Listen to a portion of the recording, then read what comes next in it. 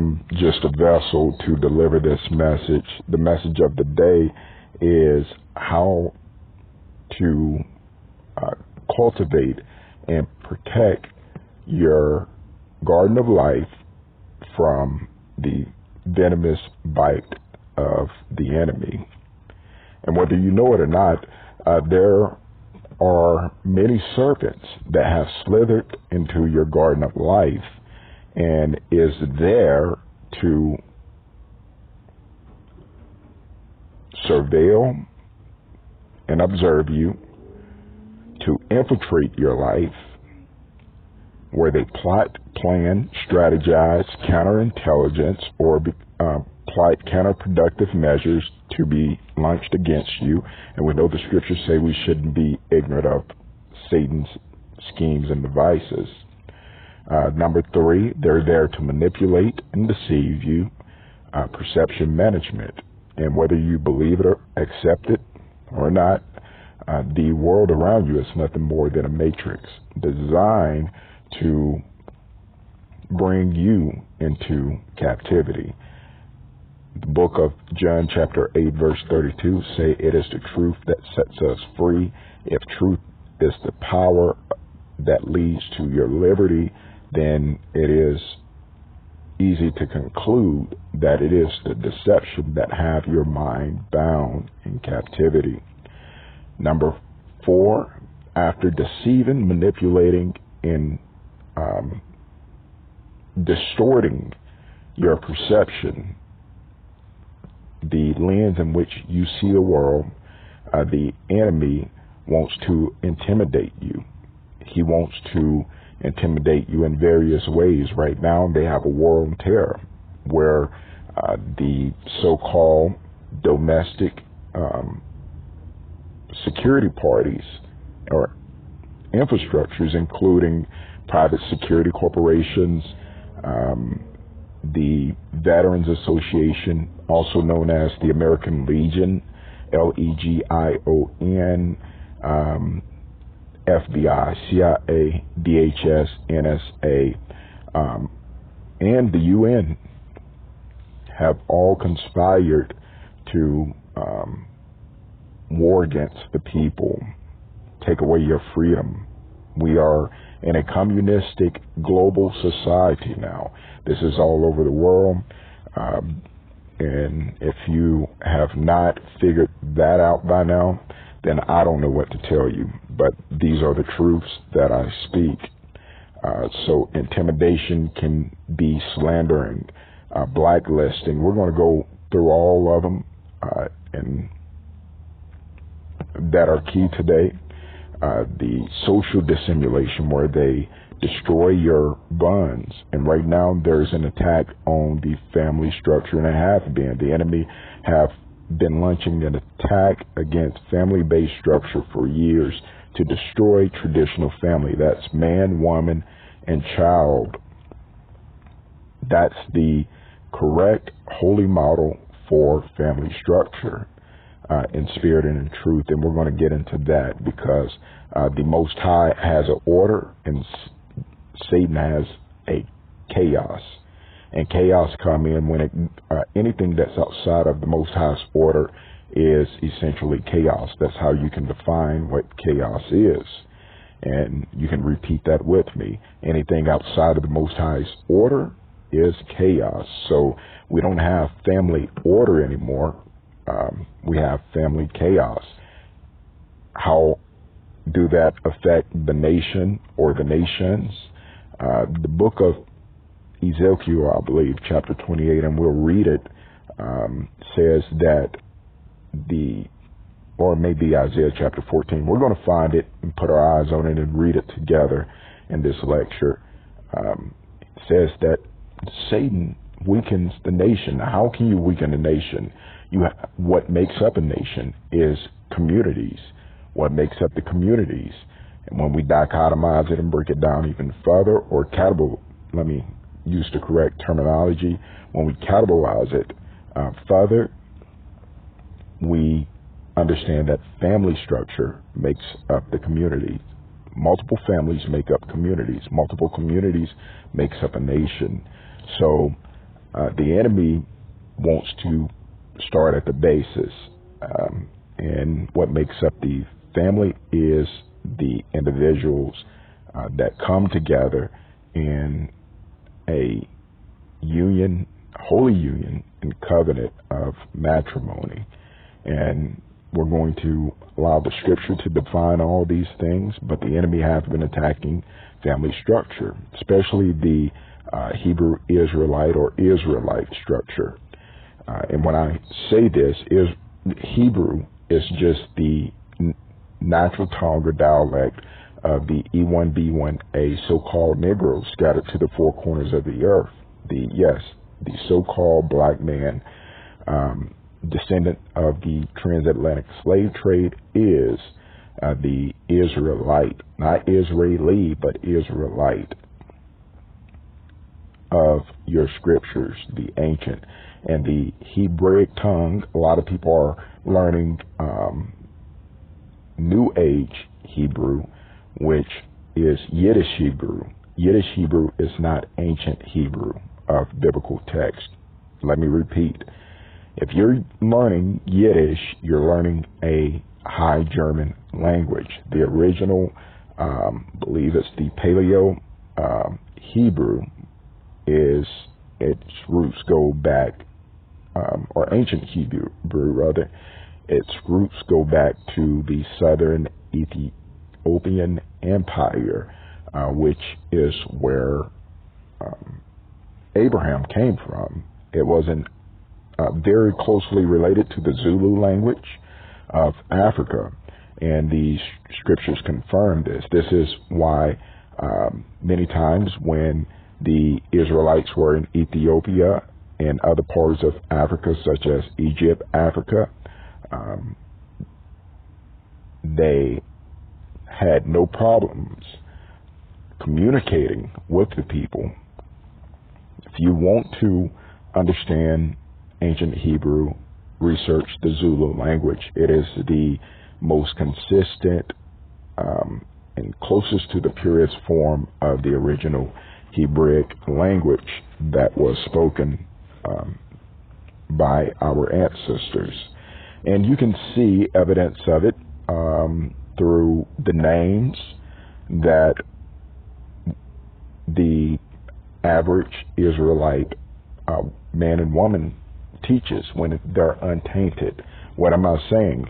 When you hear people name their children's Sakaya or Jemiah, even the original black Native Americans, such as the Sequoia Indians, the original ones that were dark, not the lighter Mongolian Indians who came from northern Eastern Asia and migrated over that way, but the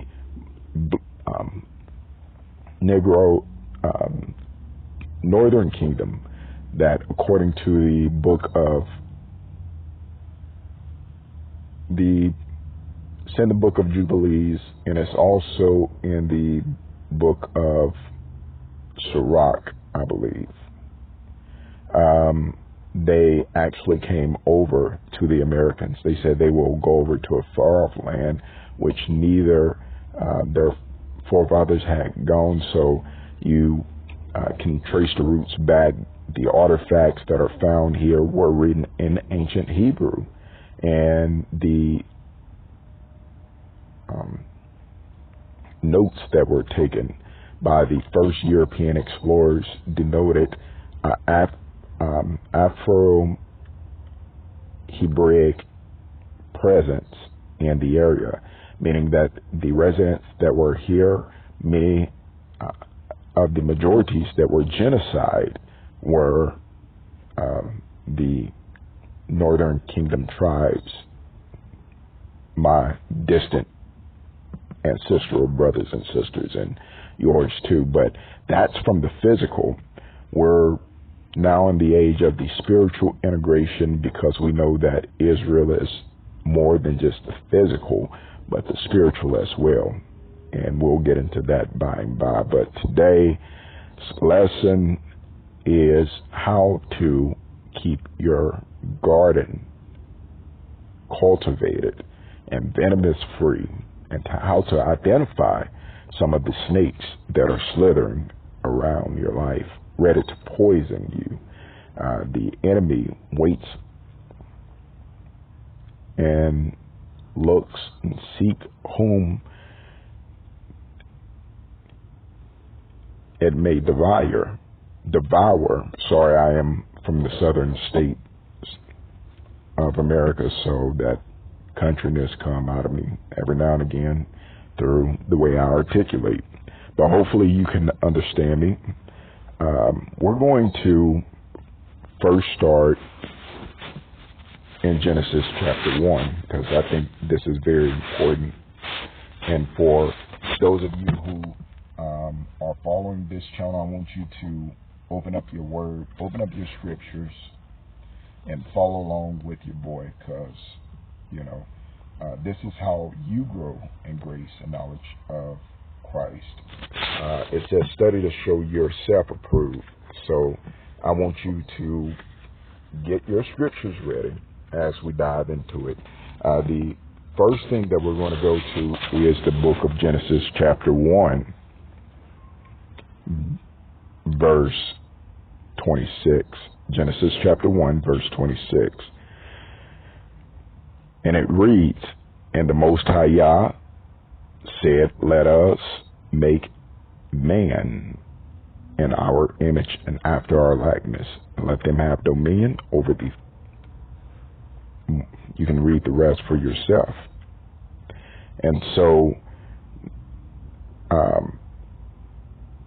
man in the image, in the expressive image, in his makeup and essence, in the likeness of the Most High Yah. And we're going to jump down to verse 28, same chapter, verse 28, and it says, and the Most High Yah bless them. Hold on. Okay, 27, let's bounce back. And so the Most High Yah created man in his own image, or human in his own image, and in the image of Yah he created them. How did he create them? Male and female, he created them. And verse 28 says, and the Most High Yah blessed them. Let's see what the blessing was, because this is his order. He made them male, female, not any other way. And in the blessing of this male-female family structure, order of humanity, and there was a blessing in his command. So we continue in verse 28, and it says, and the Most High Yah said unto them being referring back to verse 27, male and female, be fruitful, multiply, and replenish the earth.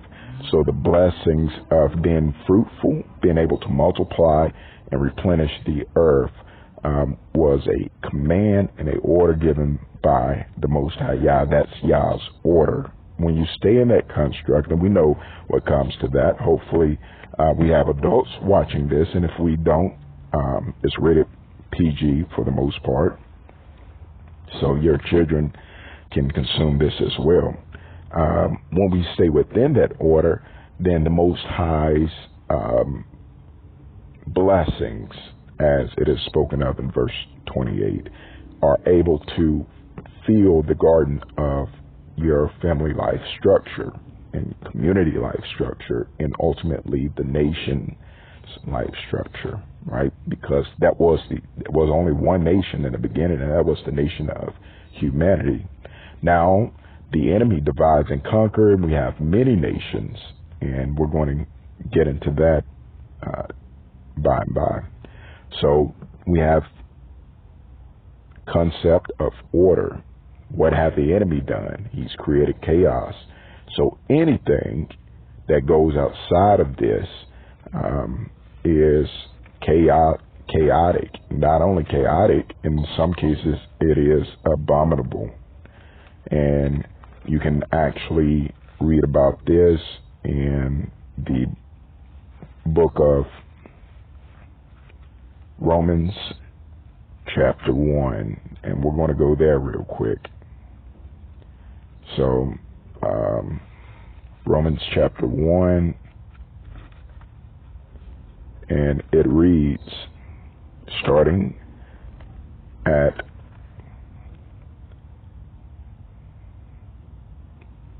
verse 17. That's Romans chapter 1, verse 17. And therefore, for therein is the righteousness of the Most High Yah revealed from faith to faith, as it is written, the just shall live by faith. So if you want to be righteous, you want to be just, as it is written, you're going to live by the faith in what? What is written. What are we talking about? The written word of Yah, which is now written on the hearts and souls of men and on the minds. If you have been sealed in the Ruach, the letter or the written word was just to replace what human beings had fallen from. When we fell from grace, our spiritual royal priesthood state, where we were in a glorified essence of existence, the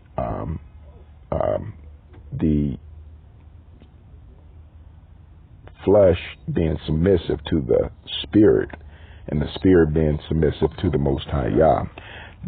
That was our existence. We were a reflection of the Most High Yah here on earth. As Christ was when he was manifested, we were in his likeness then. We fell out of his likeness once sin entered in. And you can actually read about that. As a matter of fact, there's an older video if you want to talk about that or learn about that. I believe that video title is More Than a Conqueror versus Woman-Hating Preacher. And I'll bring up that scripture verse. But continuing to read here in the book of Romans chapter 1, the faith is being revealed in us as it is written. Now, back then, as I was saying, it was written on the hearts and souls and the minds of man, everybody. Just automatically, you were born knowing right from wrong. Nowadays, people say they don't know what's right from wrong, and sin is the result of that. So what the Most High done was he put it on clay tablets so you can read what is out of order. This is why we're reading it now. But if you're sealed in the Holy Ruach HaKodesh, then you just know. You know what I mean? You just know right from wrong.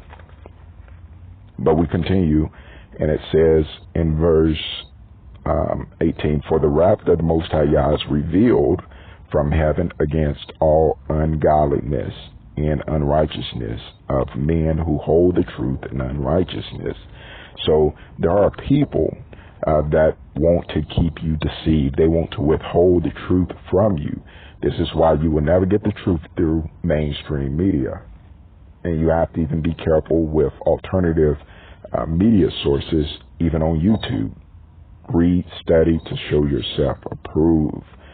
Know the word for yourself. You can pray to the Most High Yah just like anyone else. He can give you a word just like he gives me a word. You just have to seek and ye shall find. You have to knock and the door will be open. When you seek the truth, the Most High will lead you to the living waters of truth and righteousness. Verse 19, because that which may be known of the Most High Yah is manifested in them, meaning that it's already written on their hearts. This is what we spoke of earlier. They already know the truth. There's no way you can look at the sun and the moon and the stars. There's no way on earth that you cannot look at that and say, it took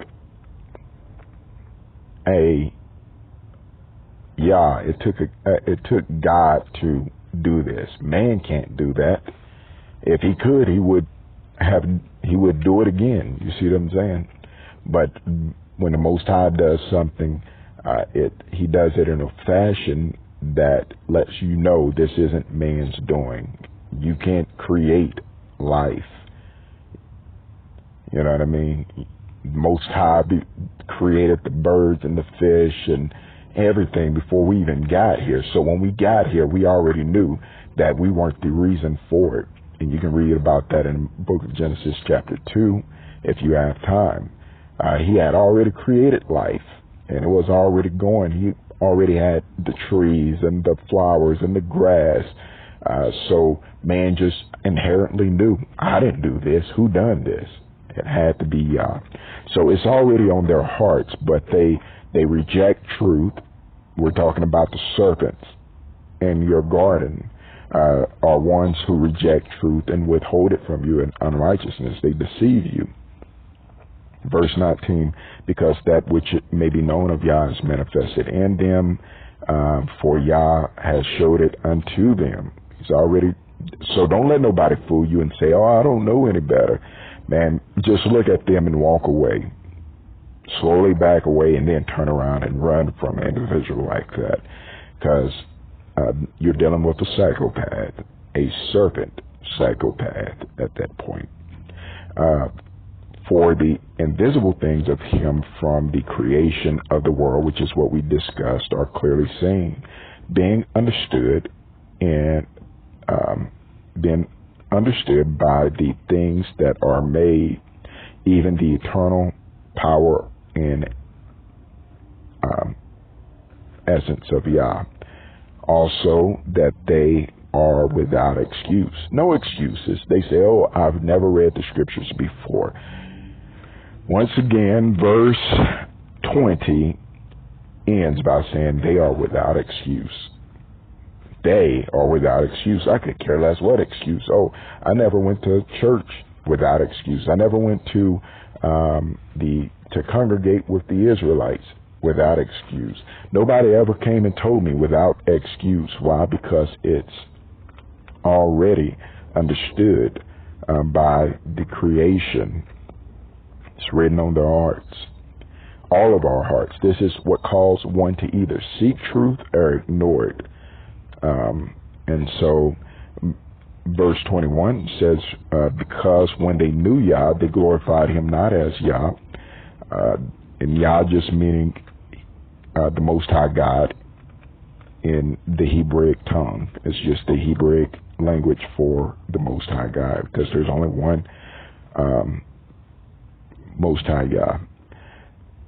Continuing, neither were they thankful, but they became vain in their imaginations, and foolish in their foolish hearts, or their hearts being the emotions, were darkened. So they have dark, evil emotions. People that abide in a atmosphere of hate, envy, jealousy, strife, and the list goes on. These are the dark serpent emotions of those slithering in your garden. Their imaginations. That means there is a wicked seed planted in the thought process of their mind, and when they see you, those imaginations go crazy. You know what I mean? They imagine all sorts of wickedness, and they plot against you. Those are the serpents that smile in your face and stab you in the back. And many of you have many knives, like myself, in your back. You've been bitten in every circumstance. You wonder why you can't come up, because every time you get on your feet, there is a wicked serpent snatching the proverbial rug out from underneath you, poisoning every circumstance. We're going to get to that. So they profess themselves to be wise, though they think they're clever. And remember, we're going to get to it in a bit, But Genesis chapter 3 verse 1 say that serpent was more subtle and crafty. What is craftiness? C-R-A-F-T-Y. Type that in your Google search and get the definition. It's being able to achieve someone's desired outcome, something they want to happen, by duplicity and deception, by deceiving, manipulating, which we just named out that surveillance and observation being number 1, infiltration number 2, observation, infiltration, manipulation, intimidation, domination, and finally the 6th step is elimination, because they want you destroyed. But the Most High is not having it, so be encouraged. Their judgment is coming soon. So their foolish emotions were darkened. They're professing themselves to be wise, being able to manipulate. They want to believe in their mind that their masonic false light of darkness, it allows them to rule over you through deception and manipulation. Their craftiness, crafty is also the root of witchcraft. So you understand this is the spirit of witchcraft.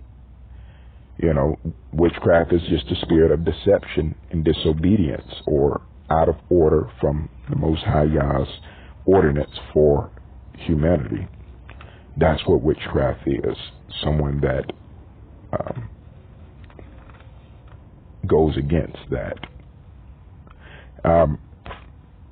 Professing themselves to be wise and crafty, they became fools and changed the glory of the Most High, incorruptible Yah, into an image made like corruptible man and birds and all sorts of things, right?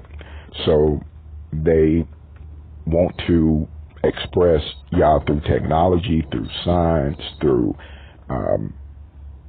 fashion, entertainment. That becomes God in their life. It's called idolatry. Anytime you exalt something in the place that Yah should be, the Most High Yah should be in your life, that is called idolatry. And it's a wicked, foolish thing to do, but many are doing it. So it says in verse 24, therefore Yah also gave them up to uncleanness through the lust of their own hearts, to dishonor their own bodies between themselves. So there is a dishonoring between the bodies. What is this dishonor? Who changed the truth of the Most High Yah into a lie and worship and serve the created things more than the Creator, who is blessed forever. Amen. For this cause, the Most High Yah gave them up to vile. Vile is something sick and repulsive. It is sick, repulsive, just disgusting, low down, dirty. That's what vile means. Affections. For even though women did change the natural use. What's the natural use of the woman? To be with the man. To that which is against nature. So you have alphabets and rainbows, and I'm not talking about Skittles all over the place amongst the women. The beast system wants to turn the woman against the man. He wants the woman to be married to the beast system. She's married to the job, and she's married to the government. She's married to politics and to all these vain things of this wicked world system. And the men aren't left out. And it said, verse 27, it says, likewise, the men, leaving the natural use for the woman, burning in lust one toward another. Men with men, working that which is unseemly. Unseen, it's like, man, that don't even seem right. But that's what's happening. And this is the plot of the enemy. the warfare of the enemy that is coming against the human structure. These are different tactics of serpents that are slithering in your garden that are soldiers of the kingdom of darkness, and they're launching this clandestine warfare attack spiritually against humanity. So we're back in the book of Genesis,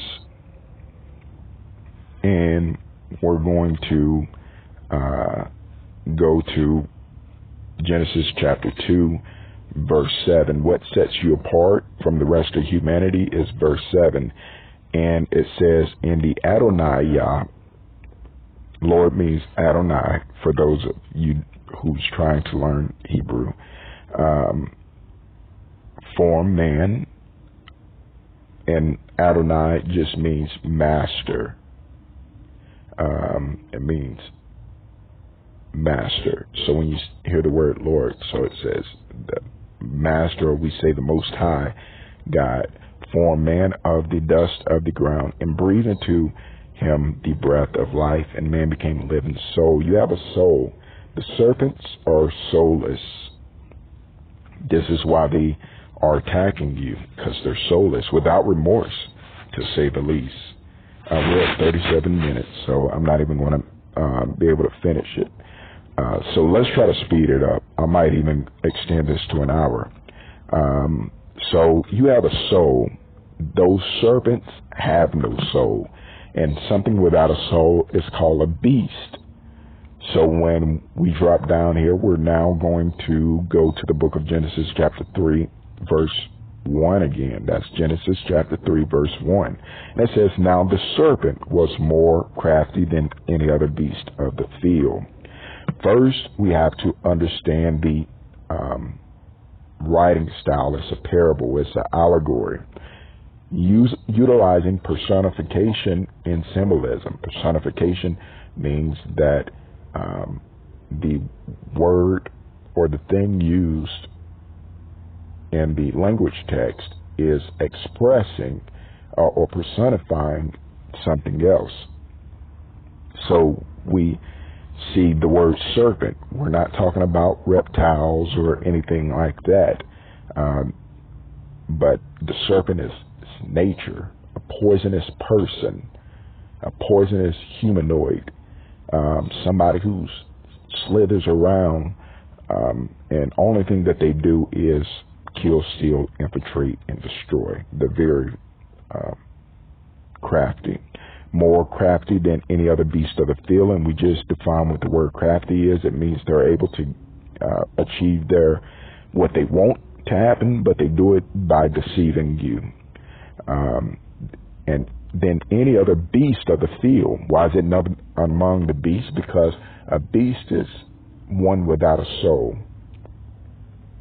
So this soulless, venomous person that's in your life, in this garden of life, right, is very crafty. They're there to deceive you, and they're soulless, which meaning whatever happens, they have no emotions. We just read in the book of Romans chapter 1, their emotions are dark. The only emotions that they have is jealousy, envy, hatred,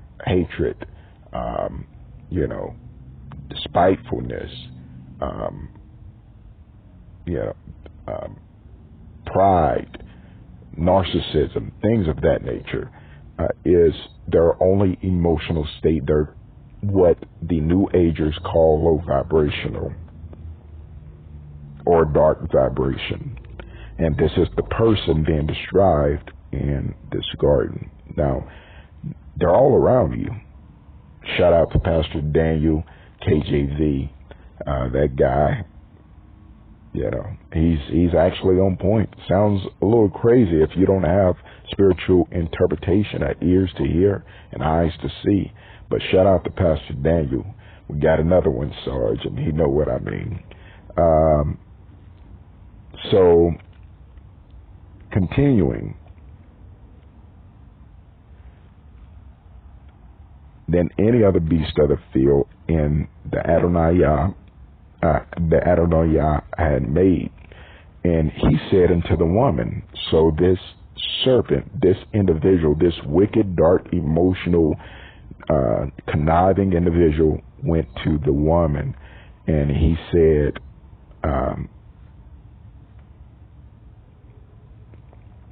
have the Most High Yah said unto you that ye shall not eat of every fruit of the garden? So he started by asking a question.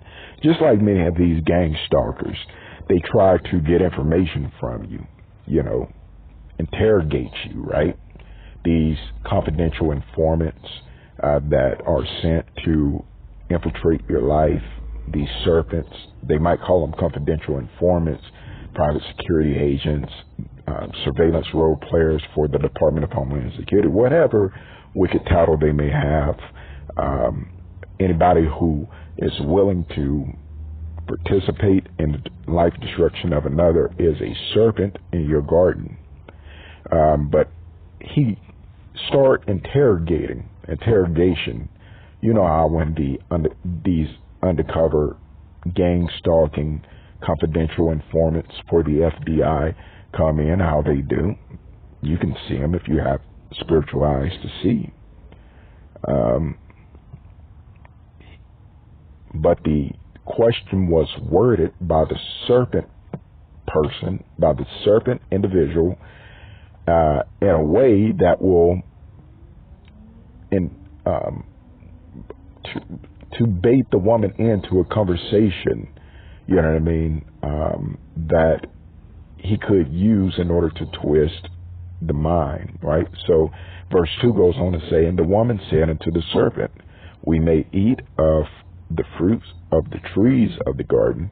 Verse 3, but the fruit of that which is in the middle of the garden, the Most High Yah said, ye shall not eat of it, neither shall ye touch it, lest ye die. So she knew the truth, right? But this serpent comes in, and it's being crafty, just like the so-called domestic surveillance brigade have been trained to be. They've been trained in the art of the serpent. And that's actually a manual that these Masonic bone and skull psychopath cult go by. It's called the art of the serpent for the brotherhood of the serpent. And this is the bone and skulls, which, pretty much is this wicked cabal which secretly control, manipulate, and run the world. They start wars, divide, conquer, depopulate, anything that goes against the Most High's will, order, and blessed objective for humanity. Once again, that is called the art of the serpent by the serpent, brotherhood of the serpent. Try to look that up. I've been trying to Google it lately, and I cannot even find any sort of topic on that. I'm not sure if they have my search engine censored or what, but around 2004, you could pull it up, just by typing it in to Yahoo. I don't even know if people use Yahoo. Anyway, I'm getting off topic. Back on topic. Verse 3, but the fruit, which we read that. Verse 4, and this serpent individual, and they're all around you. They may be your friend, they may be your spouse, they may be your neighbor, they may be just the cashier or co-worker. Identify them by their demonic serpentous fruit. What did this serpent individual say? This old dirty snake said unto the woman in verse 4, ye shall not surely die. So he's lying. He's like, oh, you're not going to die. You know what I mean? Just throwing a seed of a contrary thought that goes against your productivity and being able to experience the true essence of life. He threw a counterintelligence, COINTELPRO,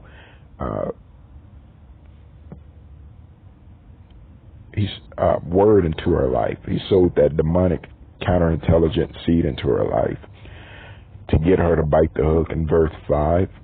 In the Most High Yah, he goes a little bit deeper in verse 5.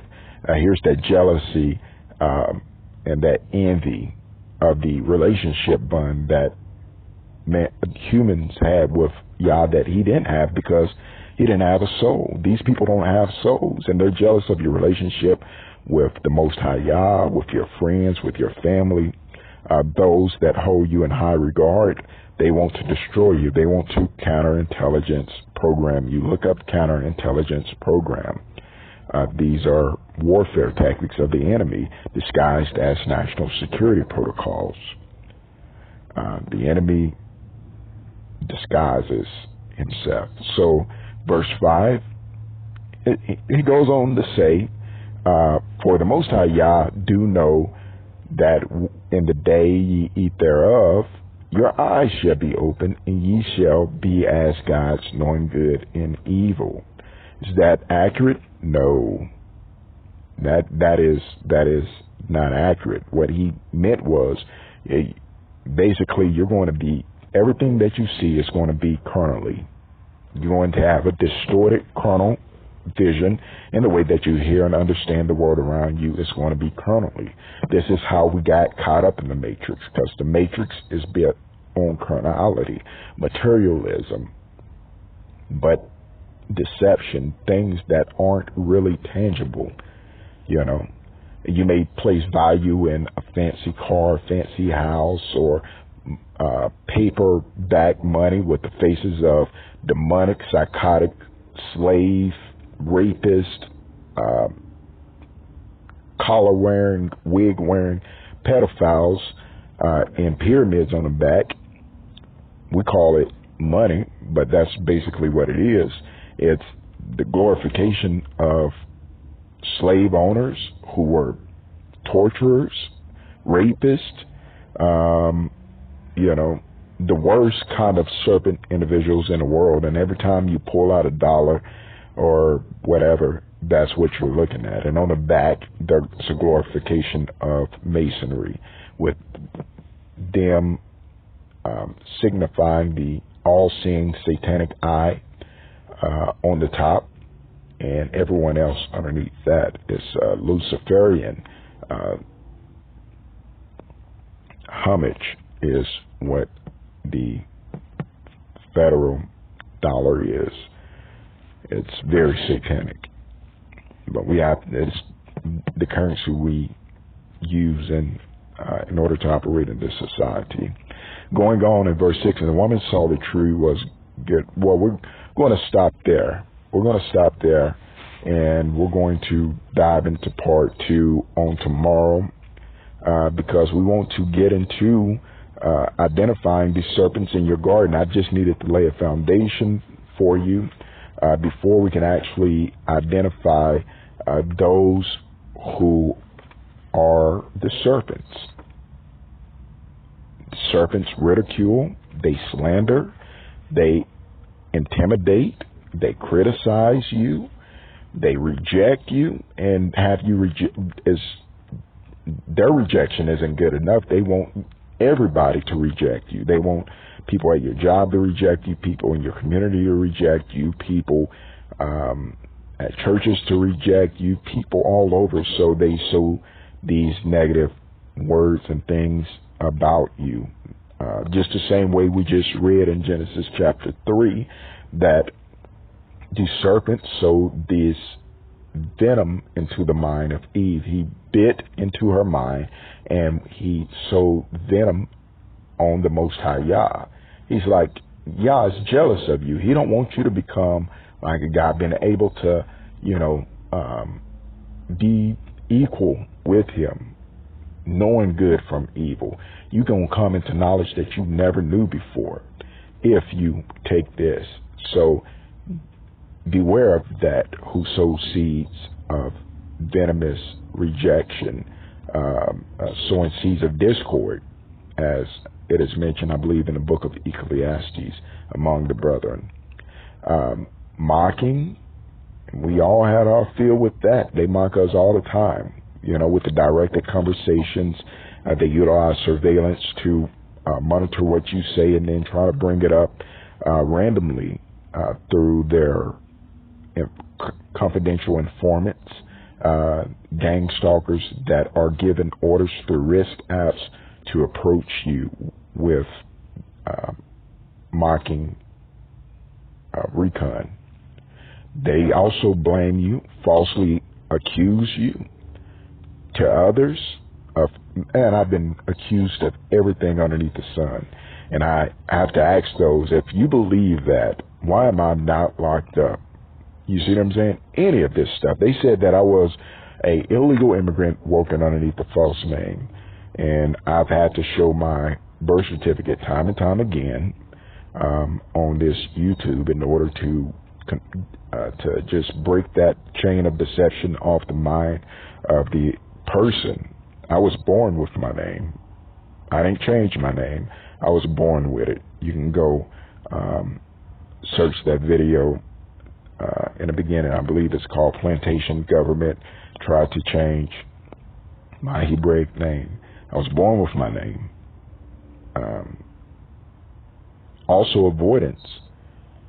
And so they want to, after they've done all these evil things to you, because they're yellow belly cowards, and we're going to get into that in the next video, they can't stand up on their 2 feet, look you in your eye like a real human, and say they're sorry or whatever the case may be. They slither off. They got to avoid you at all costs because they don't want their heads crushed.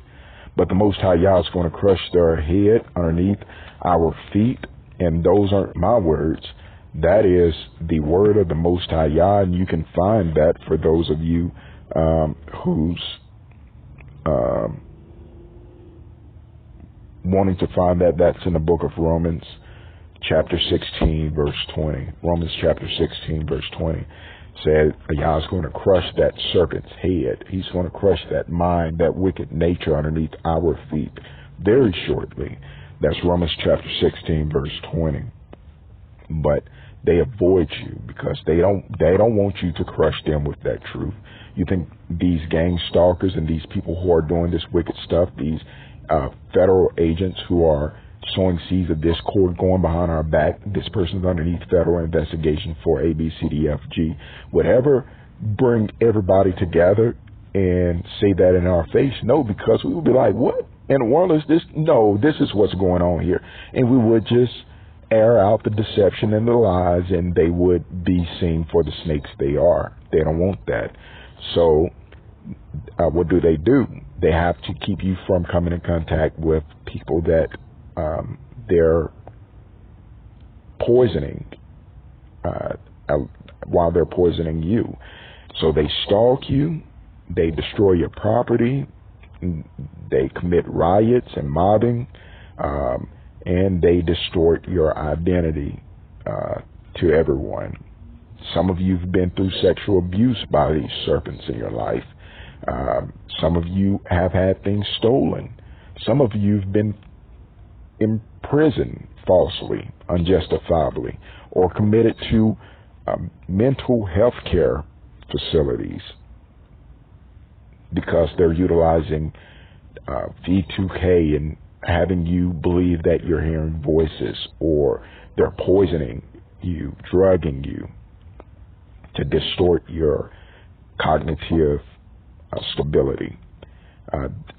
In my case, they've committed bodily harm. I've had the federal agents break into my home, drug me, and give me a good old-fashioned government beating and threatening me not to tell anyone. But as you can see, I'm still talking because there's no fear in my heart.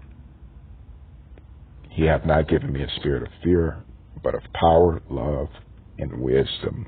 And if you're a child of the Most High Yah, you're not a serpent. He's given you that same power to be utilized so that you too can be more than a conqueror.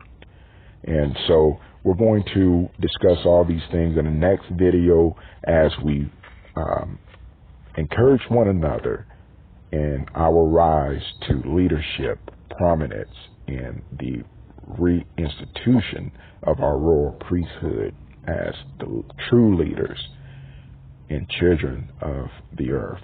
Romans chapter 8. Till then, till next time, try to stay woke. If you're not woke, try to wake up spiritually and mentally so you too can be blessed. And your boy, MTAC, has got to be his